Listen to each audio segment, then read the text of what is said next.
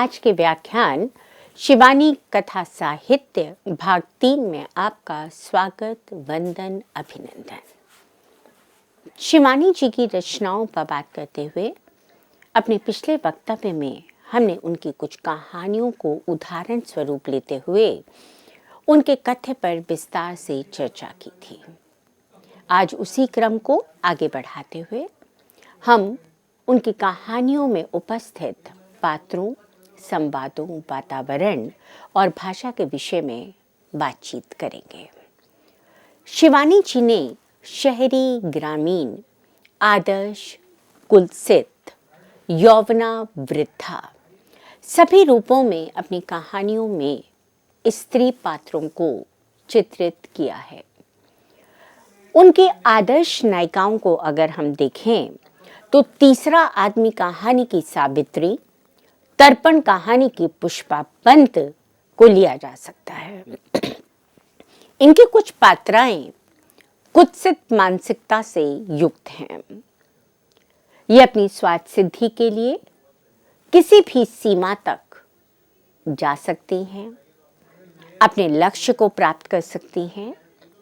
जैसे गेंडा कहानी की राज अपने सखी के पति के रूपाकर्षण में इस प्रकार से फंस जाती है कि वो उसे पाने के लिए उस पर डोरे डालने लगती है।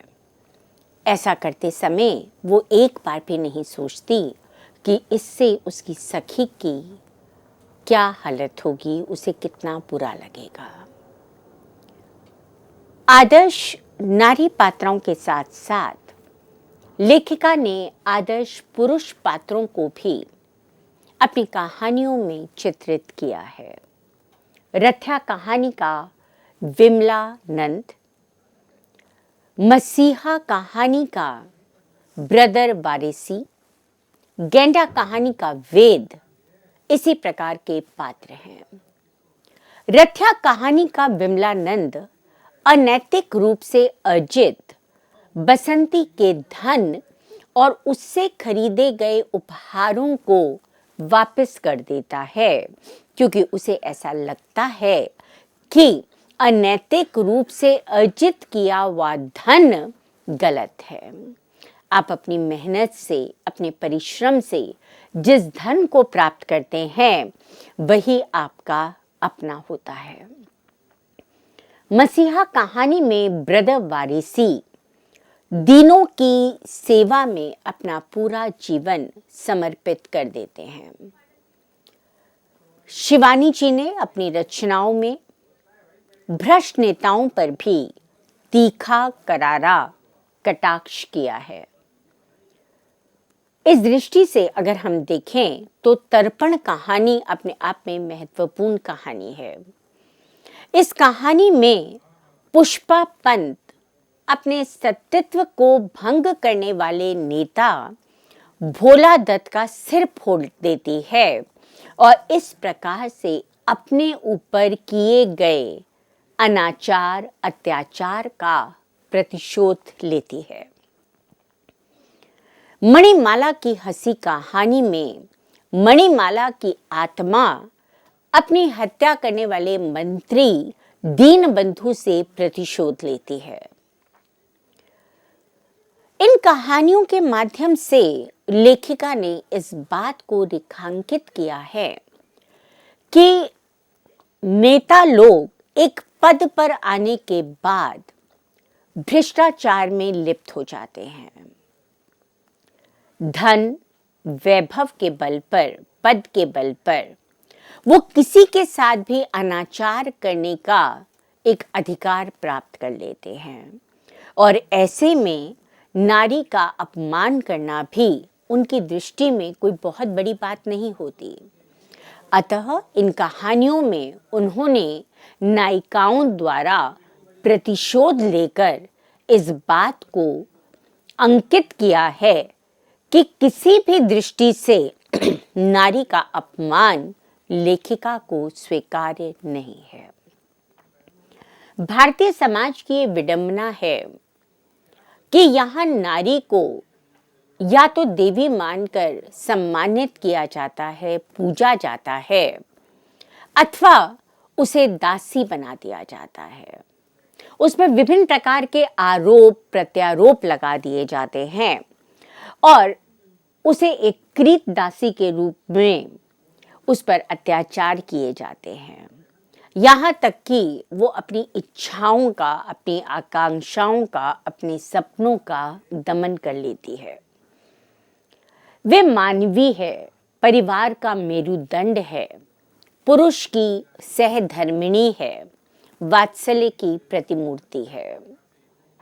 इस तथ्य को स्वीकार करने में पुरुष सत्तात्मक समाज को कठिनाई का अनुभव होता है। साहित्य में नारी के विविध रूपों, वात्सल्यमयी मां से लेकर स्नेह सिक्त बहन, सर्वस्व निछावर कर देने के लिए तत्पर प्रेमिका, पत्नी समर्पण की प्रतिमूर्ति और व्यभिचार में लिप्त होने के लिए विवश कर देने दी जाने वाली वेश्या, इन सभी रूपों को साहित्यकारों ने अपनी रचनाओं में उभारा है। शिवानी के समय में पुरुषों के सदृश नारी ने हर क्षेत्र में आगे बढ़कर अपनी उपस्थिति दर्ज करानी शुरू कर दी थी। लेखिका ने अपनी रचनाओं में जिन नारी पात्रों की सृष्टि की है, वे सभी अद्वितीय सौंदर्य से युक्त हैं। केवल बाहरी सौंदर्य ही नहीं, आंतरिक सौंदर्य, मानसिक सौंदर्य से भी उन्हें युक्त देखा जा सकता है। पुष्पहार, पाथे, इन कहानियों की नायिकाएं अगर हम देखें तो वो अतुलनीय सौंदर्य से परिपूर्ण हैं। नारी जीवन में वैधव्य एक ऐसी स्थिति है जो असहनीय पीड़ा को लेकर आता है।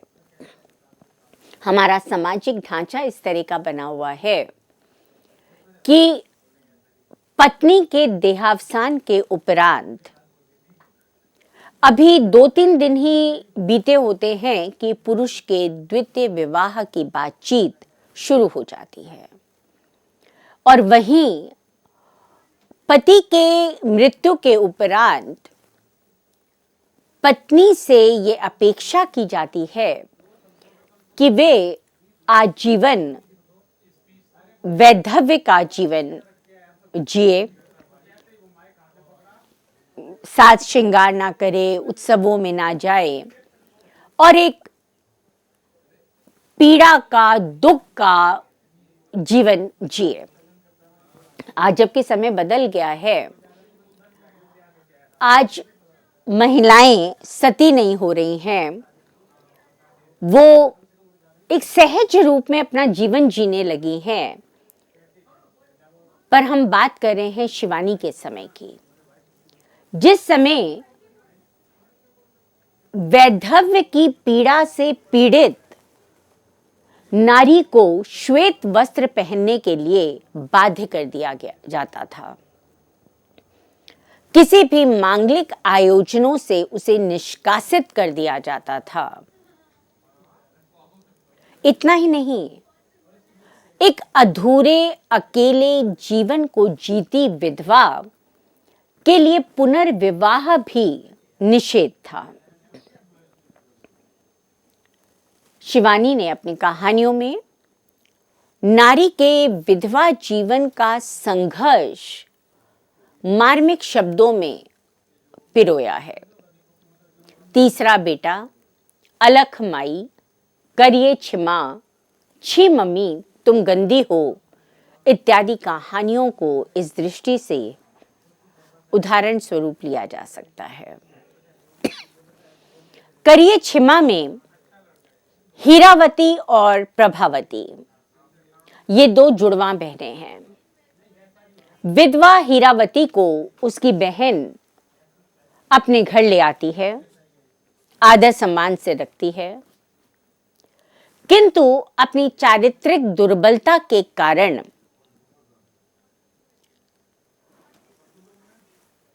विधवा हीरावती अपनी जीजा को ही प्रेम के जाल में फंसाने का उपक्रम करने लगती है।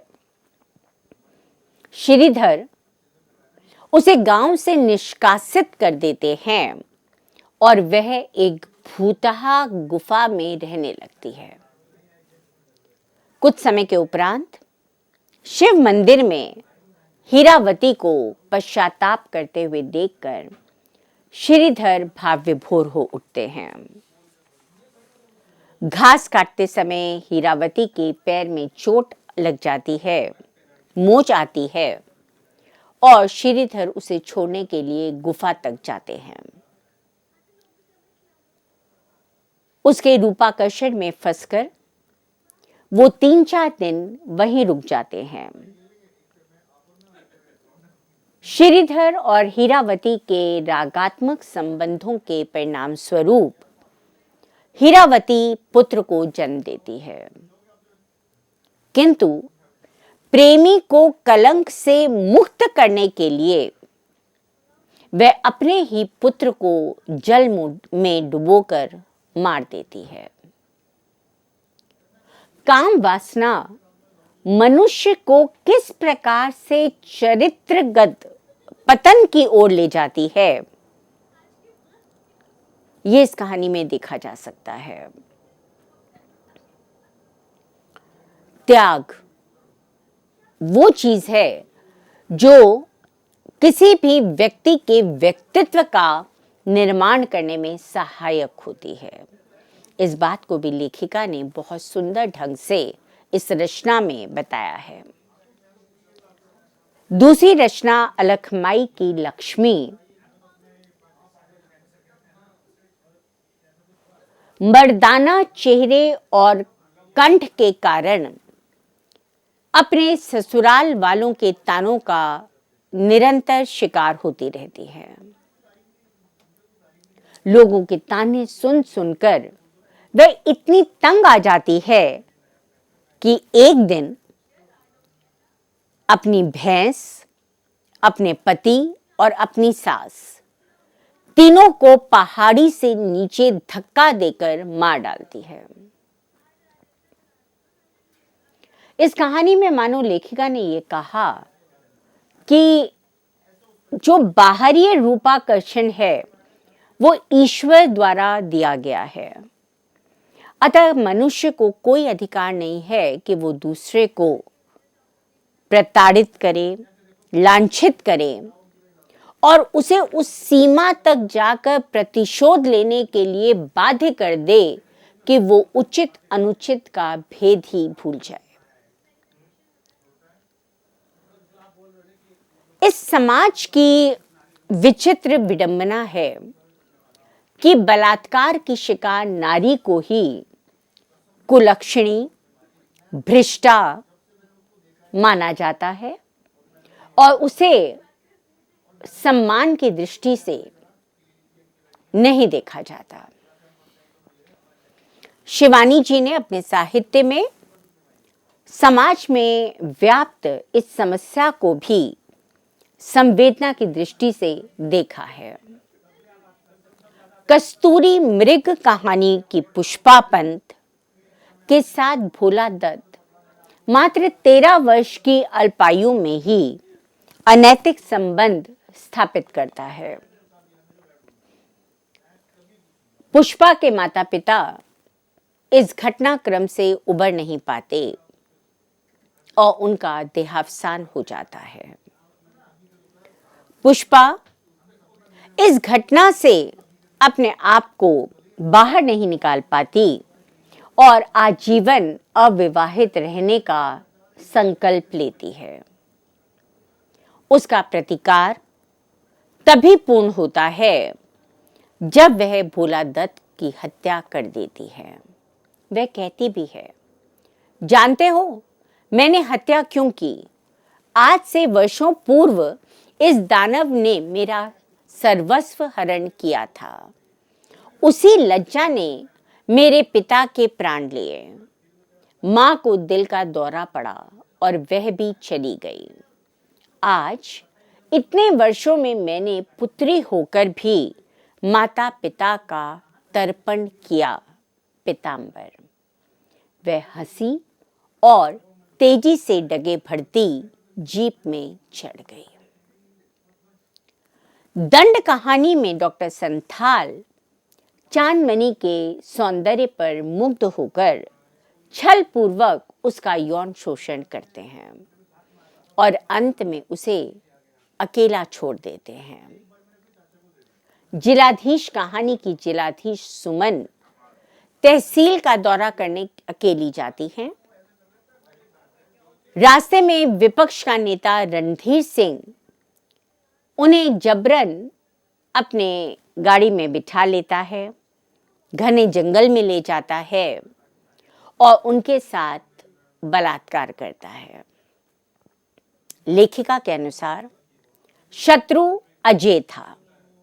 उसके लौह पाश से वह मुक्ति नहीं पा सकी। उस निर्जन वन स्थली में खड़े दैत्याकार वृक्षों से टकरा टकरा उसकी विवश सिसकियां उसी तक लौट आईं। उस वीरांगना का गर्वोन्नत मस्तक आज पहली बार नारित्व की सीमा प्राचीर से टकराकर चूर चूर हो गया था। वह यदि पुरुष होती तो क्या उसके इतने दिनों की एकाग्र कौमार्य साधना एक ही अभिशप्त रात्रि की करवट के साथ ऐसे व्यर्थ हो उठती? समाज स्त्री को हमेशा हे दृष्टि से देखता है, उसे दोयम दर्जे पर रखता है और इसीलिए पुरुष के मन में इस बात को बिठा दिया जाता है कि यदि तुम्हें किसी नारी विशेष से प्रतिशोध लेना है, किसी परिवार से प्रतिशोध लेना है, तो उस परिवार की स्त्री, महिला, बच्ची के साथ कुकर्म करो, उनका अपमान करो। जबकि ये बात अब समझनी बहुत जरूरी हो चुकी है कि जीवन तभी सामान्य रूप से प्रगति करेगा, उन्नति की ओर जाएगा, जब स्त्री और पुरुष एक दूसरे के प्रतिद्वंदी नहीं होंगे, एक दूसरे के सहधर्मी बनकर अपना जीवन यापन करेंगे। विवेच्य कहानी में कथांत में सुमन की रणधीर सिंह से कोर्ट मैरिज कराकर यद्यपि शिवानी जी ने समस्या का अपनी दृष्टि से एक समाधान दे दिया है, तथापि यह बात भी सोचने योग्य है कि किसी भी स्त्री के लिए उस पुरुष को अपना पति स्वीकार करना जिसने उसके साथ असभ्य आचरण किया हो, असहनीय और मानसिक वेदना देने वाला होगा। शिवानी की सभी नायिकाएं सबला हैं। वे परिस्थितियों के घात प्रतिघात से घबराती नहीं हैं, उनका सामना करती हैं, उनके साथ संघर्ष करती हैं, जीवन के उतार चढ़ावों को अनुभव करती हैं और उठते गिरते संभलते उन रास्तों पर अपना मार्ग निश्चित करती हैं। शिवानी ने अपनी नायिकाओं को अत्याचार के विरुद्ध प्रतिकार लेते हुए चित्रित किया है। अलख माई कहानी की माई अपने पति आन सिंह, सास और भैंस को नीचे धक्का देकर मार देती है और इस प्रकार से जो वो वैवाहिक जीवन में जिस असंतोष को, जिस पीड़ा को, जिस द्वंद्व को निरंतर झेल रही थी, उसका एक प्रकार से अंत कर देती है। इस प्रकार से हमने देखा कि शिवानी ने अपनी नायिकाओं को रोते बिलखते नहीं दिखाया है, उन्होंने परिस्थितियों से जूझते दिखाया है। उनका ये मानना है कि नारी केवल घर की चार दीवारी तक सीमित नहीं रहती है, वो शिक्षा ग्रहण करके पुरुष के समकक्ष हर क्षेत्र में अपनी उन्नति, अपनी उपस्थिति को अंकित करती है। जीवन का शायद ही कोई ऐसा क्षेत्र शेष रह गया है जिसमें नारी ने आगे बढ़कर अपनी सार्थकता को चिन्हित ना किया हो। अपनी समकालीन लेखिकाओं की भांति शिवानी ने भी अपनी नायिकाओं के पहले कर्तव्य को अंकित करते हुए उसका पहला कर्तव्य उसका घर, उसका परिवार, उसका परिवेश माना है। उन्होंने माना कि नारी का दायित्व है कि वो अपने घर को, अपने परिवार को, अपने बच्चों को सही ढंग से उनका पालन पोषण करे, अपने घर को सजाए संवारे, पर उसके साथ ही उस पर बिना मतलब के अत्याचार ना किए जाएं, इसके लिए उसका शिक्षित होना भी उतना ही जरूरी है। शिक्षा ना केवल हमें आगे बढ़ने के लिए सहायता देती है, इसके साथ ही वो हमें उचित अनुचित के भेद को भी बताती है। शिवानी ने नारी जीवन की सार्थकता मातृत्व में स्वीकार की है। उन्हें लगता है कि बच्चे को देखकर स्त्री के मन में सहज रूप से जो भाव उदित होता है वो मातृत्व का ही है, और इसलिए उन्होंने अपने कथा साहित्य में नारी के मां स्वरूप के विभिन्न पक्षों को उजागर किया है। भूमि सुता कहानी में ब्रिगेडियर की पत्नी अनुराधा कूड़ेदान से एक बच्ची को उठाकर घर ले आती है, उसे पालती है और उसको अच्छी परवरिश देती है। दो स्मृति चिन्ह कहानी में निस्संतान नायिका स्वप्न में बच्चे को चॉकलेट खाता देखकर प्रसन्न होती है, और जब वो चॉकलेट से सने हुए हाथ उसके पति के कोट पर दिखाई देते हैं तो वो भाव विभोर हो उठती है। एक दिन स्वप्न में उसे ऐसे लगता है मानो वो बच्चा उसके आंगन में खेल रहा है। उसके अपनी मां के पास वापस जाने पर नायिका देखती है कि उस आंगन में स्मृति चिन्ह अंकित हो गए हैं। अपने अगले वक्तव्य में हम अन्य कहानियों के माध्यम से शिवानी की नायिकाओं, उनके संवादों, उनकी भाषा, शिल्प इत्यादि पर विस्तार से चर्चा करेंगे। तब तक के लिए धन्यवाद।